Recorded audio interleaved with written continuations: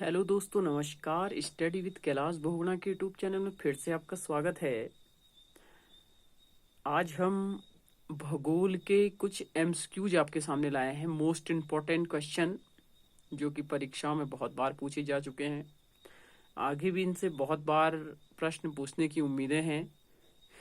तो शुरुआत करते हैं आज भूगोल से संबंधित कुछ महत्वपूर्ण प्रश्न।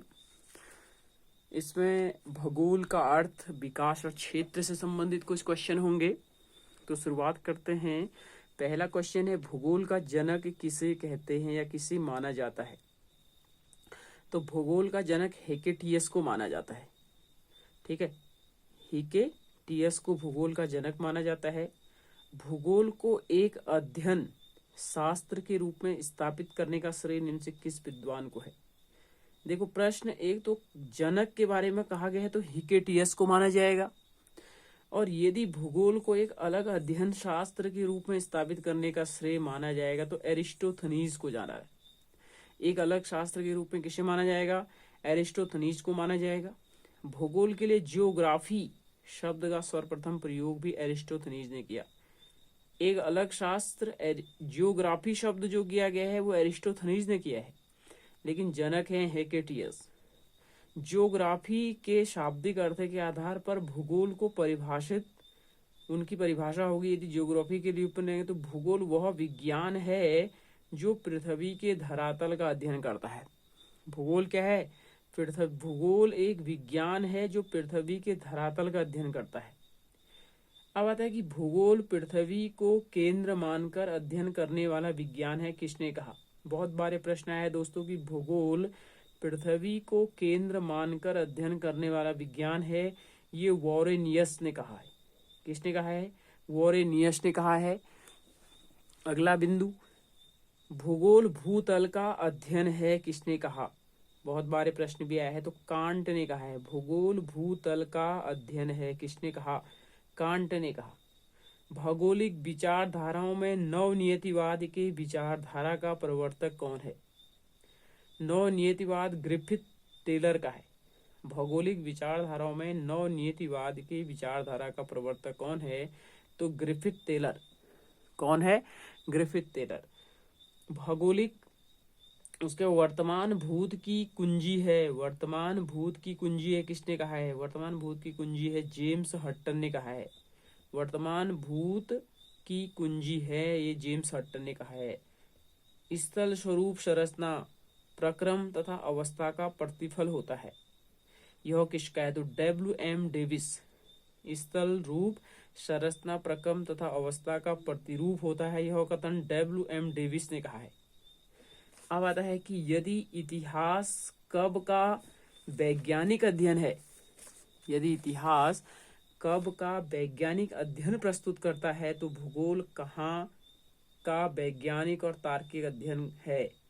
कथन निम्नलिखित में से किस विद्वान का है? तो कार्ल सावर का है। ये परिभाषा पूछी जा चुकी है बहुत बार कि यदि इतिहास कब का वैज्ञानिक अध्ययन प्रस्तुत करता है तो भूगोल कहाँ का? तो ये कथन किसका है? तो कार्ल सावर का। भू आकृत विज्ञान का जन्मदाता किसे माना जाता है? तो पेशेल। भू आकृति विज्ञान का जनक जिसे माना जाता है उसका नाम है पेशेल। रूको और जाओ नियतिवाद की विचारधारा के प्रतिपादक ग्रिफिथ टेलर हैं। भूगोल को मानव परिस्थितियों के रूप में परिभाषित करने वाला विद्वान कौन है? तो H.H. बेरोज। मानव परिस्थितियों का अध्ययन के रूप में H.H. बेरोज ने कहा है। गणितीय भूगोल का प्रारंभ निम्नलिखित में से किसने किया है? तो यह थेल्स। ये प्रश्न भी आया, गणितीय भूगोल का प्रारंभकर्ता कौन है? थेल्स। चूंकि मानव पृथ्वी पर निवास करता है अथवा पृथ्वी पर निर्भर है, यह कथन किसका है? तो यह कथन है जॉन ब्रूस का। क्षेत्रीय भूगोल के पिता कार्ल रिटर। अलग अलग भूगोल के जन्मदाता माने जा रहे हैं। यहाँ पर बहुत इंपॉर्टेंट है, जो बच्चे ज्योग्राफी से कुछ कर रहे हैं, कंपटीशन लेवल की तैयारी कर रहे हैं, वो जरूर इस पर फोकस करें। तो क्षेत्रीय भूगोल के जनक कार्ल रिटर, गणितीय भूगोल के जनक थेल्स बताया था, उसके बाद क्षेत्रीय भूगोल के काल रिटर के बाद आता है कि मानव भूगोल का पिता, बहुत इंपॉर्टेंट है, ब्लांस। मानव भूगोल का जनक किसे माना जाता है? ब्लांस को माना जाता है। मानव भूगोल अस्थायी पृथ्वी और चंचल मानव के पारिस्थितिक परिवर्तन के संबंधों का अध्ययन है। ये कुमारी सैम्पुल ने कहा। कुमारी सैम्पुल ने कहा। अब सौर मंडल से कुछ प्रश्न हैं। एक दिन के हमारे 50 से 60 के बीच क्वेश्चन पूछे जाते हैं, जो हमारे कंपटीशन लेवल में बहुत महत्वपूर्ण होते हैं, तो उसी पे चर्चा चल रही है। तो सौर मंडल से कुछ महत्वपूर्ण प्रश्न हैं। इसमें पहला प्रश्न है कि प्रथम सौर मंडल के बारे में विश्व के समक्ष जानकारी प्रस्तुत करने का श्रेय किस विद्वान को है? सौर मंडल के बारे में तो कोपरनिकस को सर्वप्रथम विश्व के समक्ष जानकारी प्रस्तुत करने का श्रेय है। सूर्य के चारों ओर घूमने वाले खगोलीय पिंड, बहुत इंपॉर्टेंट है, ग्रह कहलाते हैं। सूर्य के चारों ओर घूमने वाले खगोलीय पिंड को क्या कहलाते हैं? ग्रह।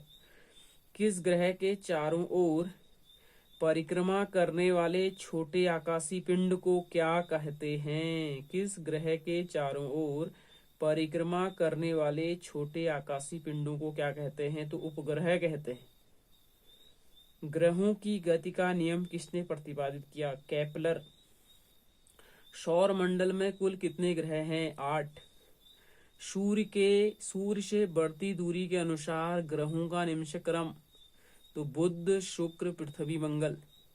पृथ्वी से बढ़ती दूरी के अनुसार ग्रह शुक्र, मंगल, बुध, बृहस्पति। आकाश के अनुसार सौर मंडल के ग्रहों का अवरोही क्रम, बृहस्पति सबसे बड़ा, फिर शनि, फिर अरुण, फिर वरुण, फिर पृथ्वी, फिर शुक्र, फिर मंगल और लास्ट में बुध। उपग्रहों की संख्या के आधार पर सौर मंडल में सर्वाधिक उपग्रह बृहस्पति, फिर शनि, फिर अरुण, फिर वरुण। सूर्य के चारों ओर चक्कर लगाते ग्रह का वेग अधिकतम होता है जब सूर्य के समीप होता है।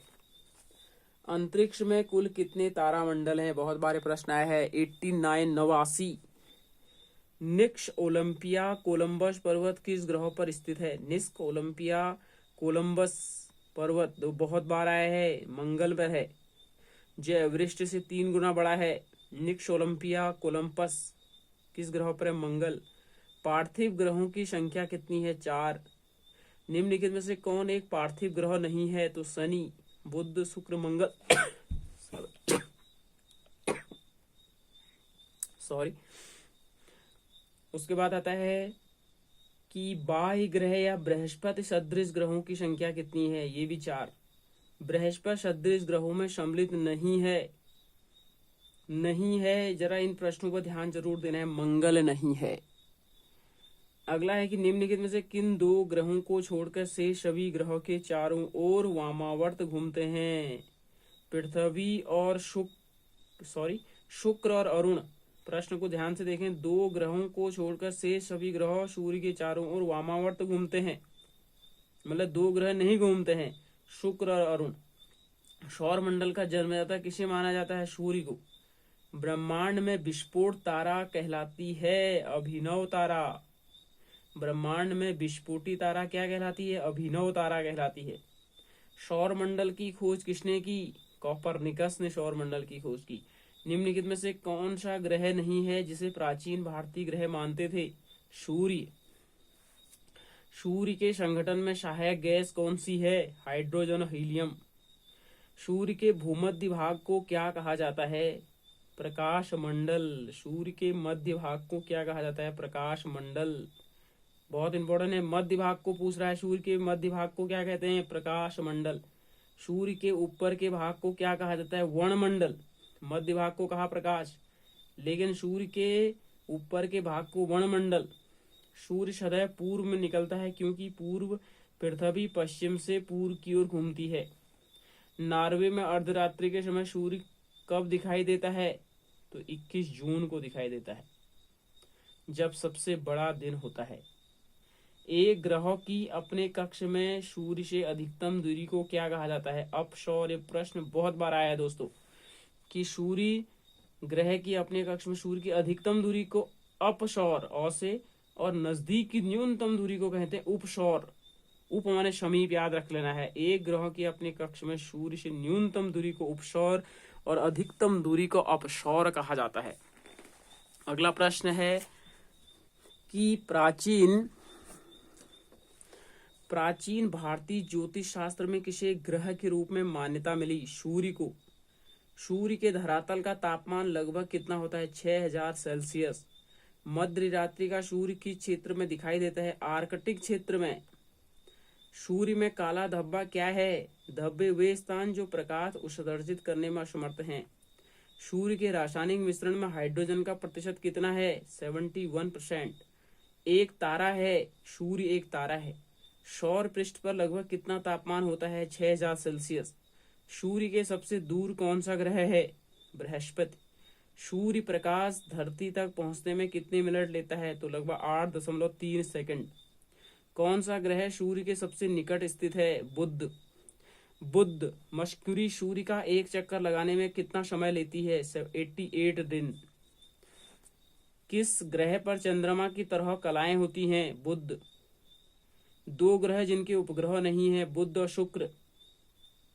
निम्नलिखित में से कौन सा ग्रह सूर्य का चक्कर सबसे कम समय में लगाता है? सबसे कम समय में बुध लगाता है। सबसे तीव्र गति से सूर्य का चक्कर लगाने वाला ग्रह कौन सा है? तो बुध। निम्नलिखित में से किस ग्रह की परिभ्रमण गति सबसे अधिक है? बहुत इंपॉर्टेंट, परिभ्रमण बुध की 88 डे। किस ग्रह का अक्षीय झुकाव सबसे अधिक है? बुध। ये प्रश्न आया है कि सबसे अधिक अक्षीय झुकाव किस ग्रह का है? उसका नाम है बुध। चंद्रमा के सदृश दिखाई देने वाला ग्रह भी बुध है। सौर मंडल का अधिकतम तीव्र ग्रह भी बुध है। निम्नलिखित में से किस ग्रह को पृथ्वी की बहन कहा जाता है? शुक्र को पृथ्वी की बहन कहा जाता है।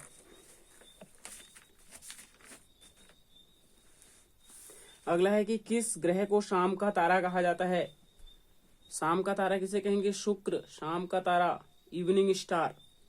सबसे चमकदार ग्रह कौन सा है? वीनस। सूर्य और पृथ्वी के निकट ग्रह क्रमशः कौन सा है? बुध और शुक्र। उसके बाद यूरोपवासी किस ग्रह की पूजा देवी के रूप में करते हैं? बहुत इंपॉर्टेंट है, शुक्र ग्रह की पूजा देवी के रूप में करते हैं यूरोपवासी। सौर मंडल का सबसे अधिक गर्म ग्रह बहुत बार आ जाता है प्रश्न, सभी लोग इसको बुध लगा देते हैं, लेकिन शुक्र सबसे गर्म ग्रह है। पृथ्वी से निकटतम दूरी पर स्थित ग्रह शुक्र। निम्नलिखित में से किस ग्रह को सुबह का तारा कहा जाता है? शुक्र।